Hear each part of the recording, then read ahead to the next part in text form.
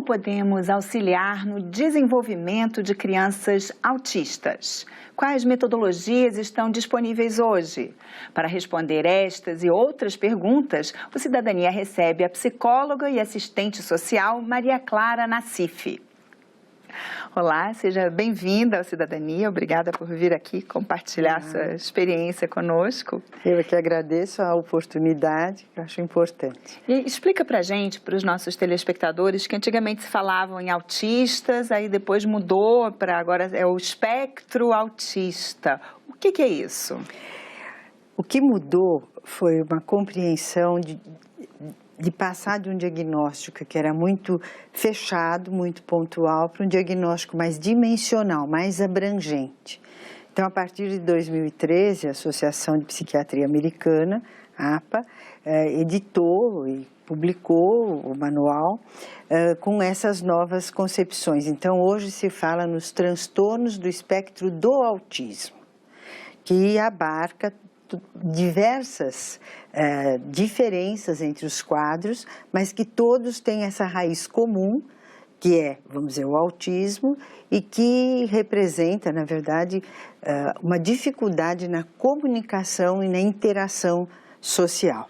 Então, eles filtraram de uma certa maneira, porém ampliaram o espectro. Que vem daquela raiz, né, da palavra do alto, né? Essa alto, dificuldade de comunicação. Isso. Mas então isso vai desde aquela pessoa que não tem comunicação nenhuma com o exterior, até aqueles que têm alguma dificuldade, mas também funcionam socialmente, muitas vezes até são muito inteligentes, mas muito focados em uma coisa só. Isso mesmo, quer dizer, o próprio transtorno de Asperger, que era um transtorno que tem essa característica, vamos dizer, de um alto funcionamento da inteligência, de um alto funcionamento cognitivo, que eles têm muitas vezes, ou autista de alto funcionamento, que tem, vamos dizer, habilidades, ilhas de habilidades muito particulares, que a gente vê aí muito na mídia, não é? Eles acabaram, vamos dizer, entrando para o próprio quadro, para essa abrangência hoje do transtorno do espectro do autismo. Então, eles saíram de quadros isolados e se integraram nesse novo conceito, que modifica muito uma série de outros aspectos. Agora, todos que se enquadram, né, nessa definição é uma condição desde o nascimento, não é uma coisa que se desenvolve posteriormente. Olha, ela é uma raiz, vamos dizer, biológica, né? Existem quadros, vamos dizer, todos esses quadros são multifatoriais. Até hoje não existe uma causa específica que defina o que é o autismo. Tanto que as pesquisas são muito amplas e muito abertas nesse sentido.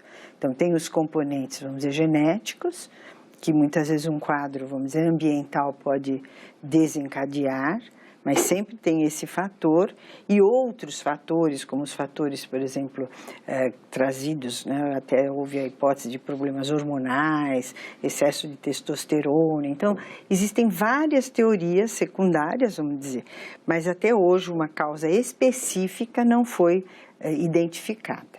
É multifatorial, quer dizer, uma série de fatores que convergem para desencadear esse quadro. Quer dizer que a criança nasce com uma predisposição e muitas vezes um fator ambiental faz com que esse quadro, vamos dizer, aflore. Ou então, no próprio curso do desenvolvimento, a gente começa a perceber alterações, cujo diagnóstico, hoje a gente sabe, um diagnóstico para estar fechado, é em torno de 3 anos de idade. Mas isto não quer dizer que a gente só vai fazer um diagnóstico aos 3 anos. Entende? Pelo contrário, quando a criança apresenta certas características desde o berço, a gente já deve começar a acompanhá-la e orientar os pais. E quais são essas características? Para o que os pais precisam estar atentos? Olha, uma característica fundamental é a questão do olhar. Essa é uma questão que, assim, os pais, né, que estiverem nos ouvindo devem estar muito atentos. Nós temos uma troca que é visual, olho no olho, né? Então, essa troca, ela vem desde cedo, no bercinho, né? A gente vê muitas fotos de mãe com bebês pequenos, onde a gente vê aquela interação do olhar da mãe com o olhar do bebezinho, né? Então, esse é um indício muito forte, a criança que tem um olhar fugidio, ela não fixa no olho da mãe. Não sustenta aquele olhar. Não sustenta, e pelo contrário, às vezes fixa esse olhar para objetos, a atração da criança que tem esse quadro é predominantemente para o objeto, então isso também é uma pista, mas não para o recém-nascido, eu digo porque o recém-nascido precisa explorar o mundo e ele vai mesmo atrás do seu móvel, dos brinquedinhos do berço, mas o olhar mãe e filho é fundamental. Outra questão são as pequenas trocas vocais, porque a mãe desenvolve com o bebê uma língua que nós chamamos de mamanhês, porque ela muitas vezes fala com sílabas, tchu-tchu-tchu da mamãe, e conversa com a criança através desses sons muito particulares do mamanhês, e que a criança começa lá. Ela começa a falar algumas sílabazinhas que ainda não tem a qualidade fonética, vamos dizer, de uma sílaba, como nós chamamos, mas é uma vocalização de troca sonora com a mãe. Ela responde, já tem uma conversinha ali, né?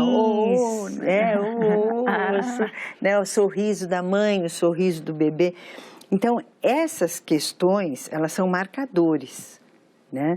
Então, são marcadores, assim, que a gente pode observar se eles estão acontecendo ou não estão acontecendo, né?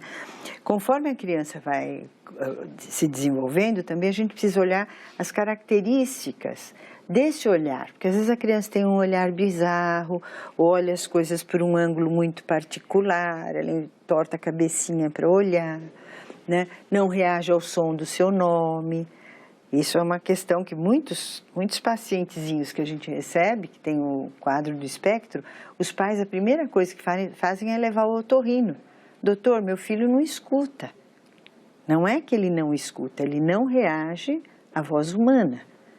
Então, isso é uma característica do quadro. Mas isso também só dá para descobrir depois de ir ao otorrino, né? Que às vezes pode até ser uma coisa... Pode até ser, mas se tem associação do desinteresse pelo olhar do outro, se não há vocalização, então são indícios, pode ser uma criança às vezes ou muito apática ou muito agitada, são dois extremos. Em geral, a criança que tem autismo, ela não antecipa o abraço para ir no colo do outro, né? O bebezinho, quando é pequeno, a gente fala, vem com a mamãe, ele já se joga. Então, isso a gente fala antecipação do abraço, eles, em geral, não têm. Então, esses itens que eu estou citando, né? O olhar, a lalação, que é essa conversinha com a mãe, o antecipar o abraço, são muito importantes para começar a ver que essa criança não está estabelecendo uma troca com o outro. Não há uma sincronia nessa troca. E o diagnóstico futuro vai se basear nisso. Ela é capaz de estabelecer uma troca? Agora, se uma criança até 2 anos não vocaliza e não fala, é vamos dizer assim, um marcador que não há dúvida que se deva procurar um especialista. Agora, existe também o papel do ambiente, né, claro. do entorno, que eu assisti uma palestra aqui no Senado de uma pesquisa, uma pesquisadora francesa, mas acho que aconteceu, se não me engano, foi na Romênia, de ambiente de creche, que uma criança pequena, que no início ela chamava e tentava se comunicar, mas como ela não tinha retorno, ela desistiu, ela não tinha mais nenhuma interação com o mundo externo. Isso é verdade. E se voltou para dentro. É porque o nosso desenvolvimento, não há um ser humano, né, como nós, ou um bebê, né, que não precise do outro para se desenvolver. Nós precisamos desse outro. Então, é claro, eu não estou falando, quando eu dei esses exemplos, de crianças que estão institucionalizadas ou estão em creches permanentemente, em abrigos, porque mas numa situação dessas seria possível desenvolver um autismo, criar um autismo? Olha, é possível ter vamos dizer assim, um autismo que seria chamado secundário, né? A criança vai se isolando porque ela não teve, vamos dizer assim, o ambiente motivador para a troca. Ela se fecha. Eu já vi esse vídeo também, que você se referiu. Realmente a criança chega uma hora que ela desiste, né? Porque não tem, mas ela procurou. E eu estava falando justamente de quando a criança que não procura Então, essa criança, nós não poderíamos dizer que ela tem um autismo, como é dito na área específica de diagnóstico primário. Ela poderia ter um quadro secundário que foi desenvolvido pelo meio ambiente. Né? E no caso do autismo primário, esses estímulos do ambiente também podem reverter? É exatamente nisso que se baseiam os tratamentos que buscam a criança, o desenvolvimento da criança. Né? A criança, para poder... Veja bem, nós conversamos com o meio ambiente para descobri-lo através dos órgãos do sentido. Né? E nossos pais nos ajudam dando referências para criar esses sentidos. Né? Então, a mãe conversa com o bebê, ela vai contando, vamos pegar o TT, que é uma mamadeira. Quer dizer, toda essa conversa da mãe com o bebê, ela é extremamente construtiva, porque a criança vai, além de compreender a mensagem afetiva da mãe que está embutida nesse, vamos pegar o TT, agora é hora de mamar, ela vai também apreendendo a linguagem, o reconhecimento que aquele objeto tem o nome por hora de TT, né? Então, o nosso desenvolvimento depende do meio ambiente, ele é dependente do meio ambiente, isso não há dúvida. Né? Então, quando a gente tem ainda um quadro que já vem com alguma alteração, vamos dizer, de ordem neurobiológica, vamos chamar assim, para ficar mais abrangente, a importância do meio ambiente solicitar essa criança, ela se torna exponencial, quer dizer, ela aumenta proporcionalmente. Esse é um dos trabalhos que a gente que trabalha com crianças pequenas desenvolve muito, é ajudar os pais a trazer essa criança para o contato e para a comunicação, para a troca. E isso funciona muito, muito. A gente trabalha com os pais, às vezes junto com a criança e os pais, para mostrar então como é que a gente faz essa intervenção, né? Se abaixa até a altura do olho da criança, busca falar com um tom de voz muito tranquilo, muito afável, que a criança possa sentir interesse e a criança realmente reage à estimulação. A gente tem a oportunidade de ver alguns pacientezinhos, eu estou falando de crianças pequenas, que só com a orientação aos pais eles começam a se desenvolver. Então, tudo isso depende do contexto, da família, do grau de autismo dessa criança. Então, sempre é importante fazer um bom diagnóstico das funções que estão mais alteradas na criança, para a gente poder fazer um programa e orientar os pais em função daquelas necessidades daquela criança. Ou então, a mesma coisa se tiver que fazer alguma indicação terapêutica, qual é o melhor tratamento para aquela criança naquela idade, com algumas funções mais comprometidas, outras menos. Então, a gente faz todo esse estudo para ajudar a criança a desenvolver o potencial que ela tem. Todos têm um potencial. A gente precisa acessar a zona de possibilidade dessa criança vir a expressar esse potencial. Então, primeiro, quando se detectam esses primeiros sinais, sempre se busca, então, trabalhar com os pais. Se busca primeiro diagnosticar.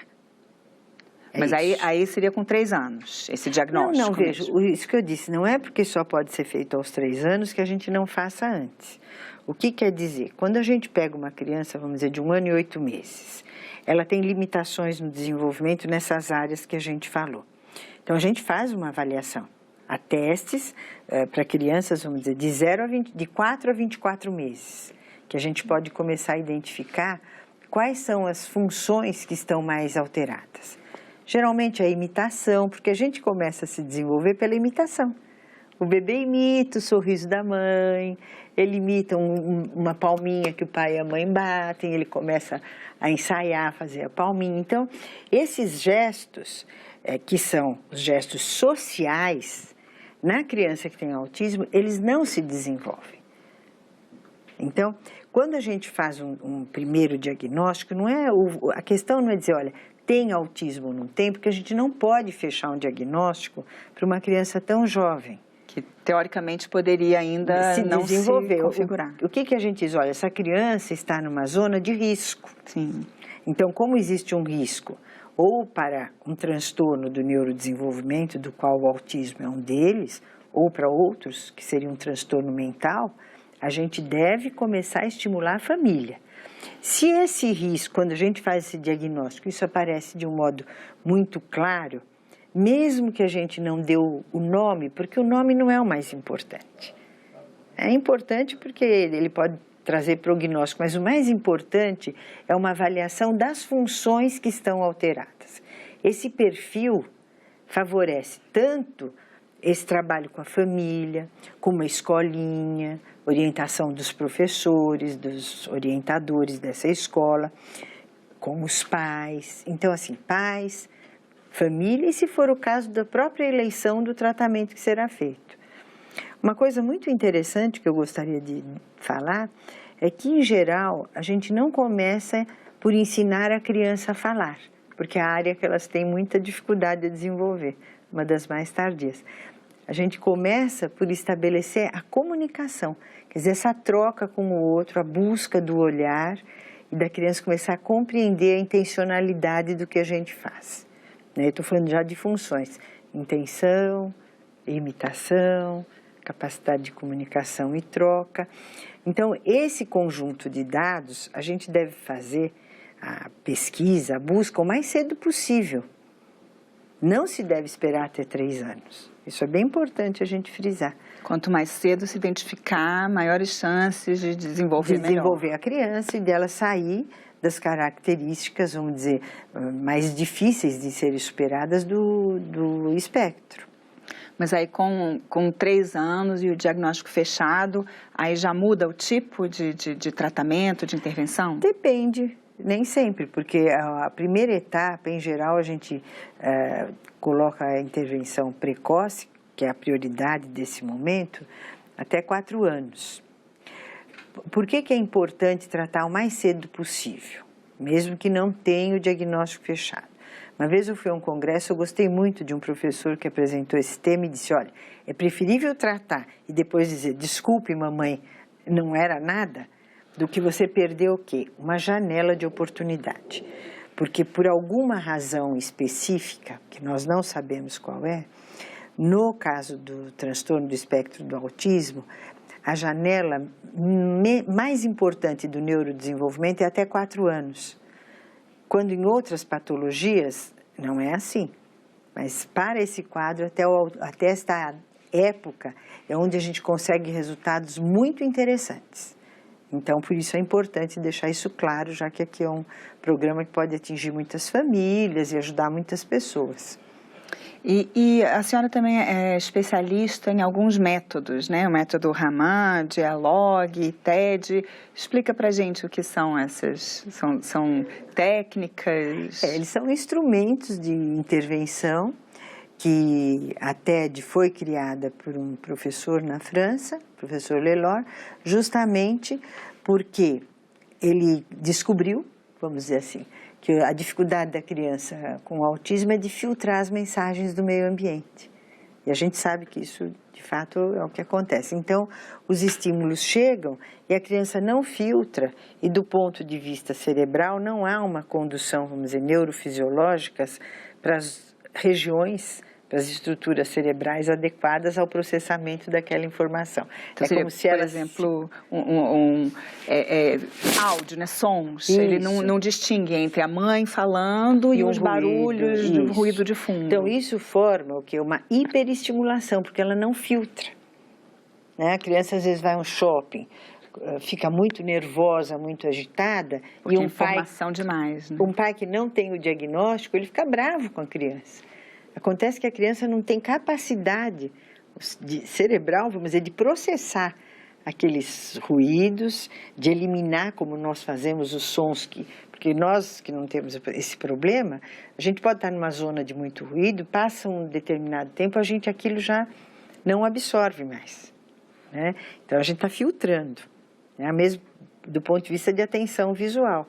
A gente pode filtrar elementos do meio ambiente e focar nossa atenção visual num dado específico daquele momento.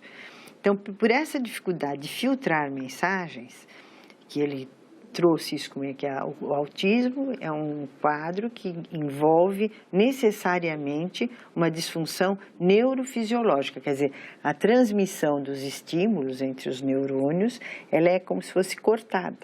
Se tivesse umas tesourinhas, então os estímulos não percorrem as zonas, né, as áreas cerebrais que eles precisam para fazer uma síntese, né, do que aquilo está simbolizando. Então, ele imaginou uma terapia onde partisse desse princípio de filtrar os estímulos.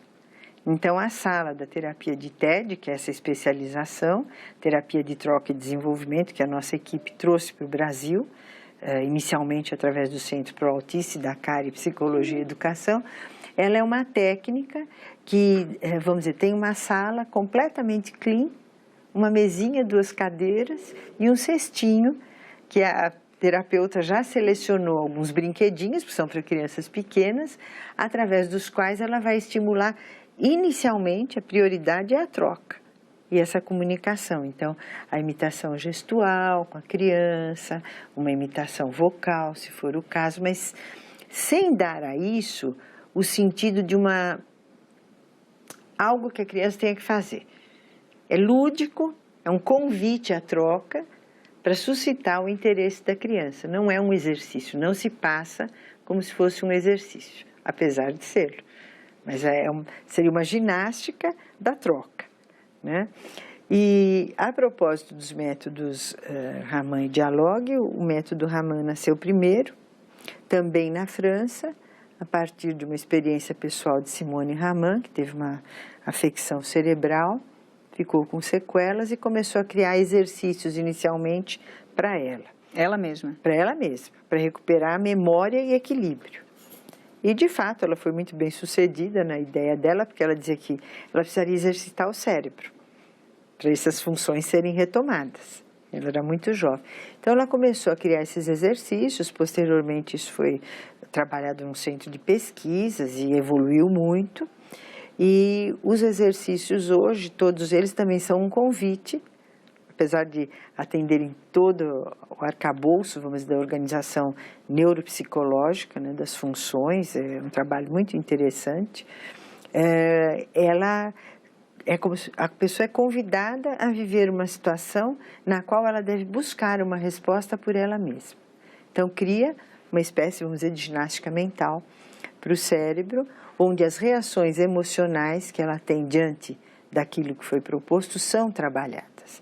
E a valorização, tanto na TED, quanto na metodologia Raman, quanto em Dialogue, que eu falo logo na sequência, é a expressão do que a pessoa faz. Não existe um julgamento, está certo ou está errado. Se aquilo não corresponde, no caso do Raman, ao que foi solicitado, a gente pede para a pessoa estudar se é aquilo mesmo, ou como ela poderia pensar isso de uma outra maneira, né? E o diálogo é através da comunicação, só. Comunicação, expressão e criatividade. Sempre convidando a pessoa para entrar em relação. Então, as 3 terapias que nós trabalhamos, que fazemos a formação, elas têm, em primeiro lugar, a pessoa.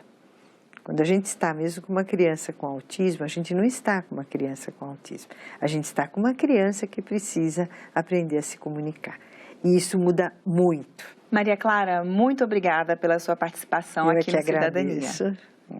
Eu conversei com a psicóloga Maria Clara Nassif sobre o desenvolvimento da criança autista. Se você quiser rever, baixar ou repassar o link desse programa, é só entrar na internet no endereço senado.leg.br/TV.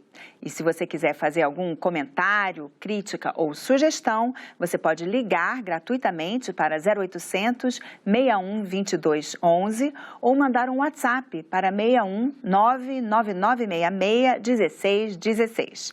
Obrigada pela atenção e até o próximo Cidadania.